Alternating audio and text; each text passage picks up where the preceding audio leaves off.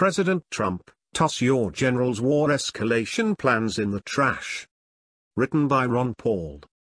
Sunday, May 14, 2017. By the end of this month, Defense Secretary James Mattis and National Security Advisor H.R. McMaster will deliver to President Trump their plans for military escalations in Afghanistan, Iraq, and Syria.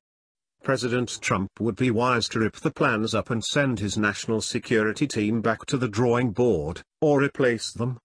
There is no way another surge in Afghanistan and Iraq, plus a new one in Syria, puts America first. There is no way doing the same thing over again will succeed any better than it did the last time. Near the 10th anniversary of the U.S. war on Afghanistan, 7 years ago, I went to the floor of Congress to point out that the war makes no sense. The original authorization had little to do with eliminating the Taliban. It was a resolution to retaliate against those who attacked the United States on September 11, 2001. From what we know now, the government of Saudi Arabia had far more to do with the financing and planning of 9/11 than did the Taliban. But we are still pumping money into that lost cause. We are still killing Afghanis and in so doing creating the next generation of terrorists.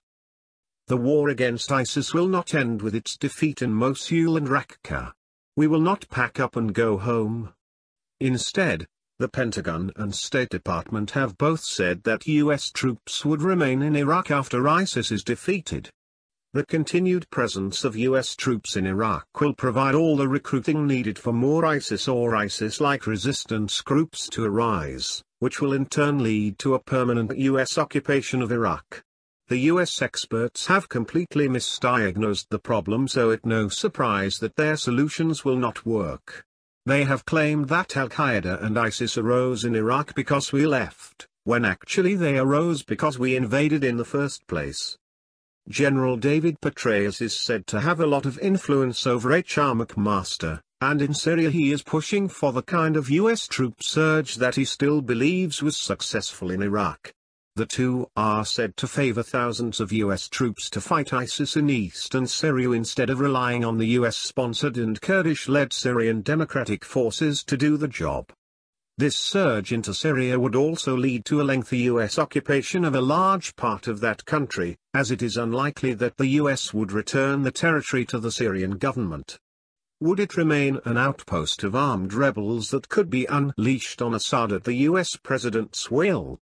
It's hard to know from week to week whether regime change in Syria is a U.S. priority or not. But we do know that a long-term U.S. occupation of half of Syria would be illegal, dangerous, and enormously expensive. President Trump's generals all seem to be pushing for a major U.S. military escalation in the Middle East and South Asia. The president goes back and forth, 1 minute saying we're not going into Syria, while the next seeming to favor another surge. He has given the military much decision-making latitude and may be persuaded by his generals that the only solution is to go in big. If he follows such advice, it is likely his presidency itself will be buried in that graveyard of empires. www.ronpaulinstitute.org web link. Copyright 2017 by Ron Paul Institute. Permission to reprint in whole or in part is gladly granted, provided full credit and a live link are given. Please donate to the Ron Paul Institute. Related. The airwaves are still heaving with spin 2 days after U.S. airstrikes against Syria, the 26th of September 2014. The real status of forces in Afghanistan and Iraq, the 5th of October 2014. Presidents and the war power, the 8th of October 2014. The siege of Kobani, Obama's Syrian fiasco in motion, the 6th of October 2014. Is Obama misleading the world to war? Depends how you define misleading. The 26th of September 2014.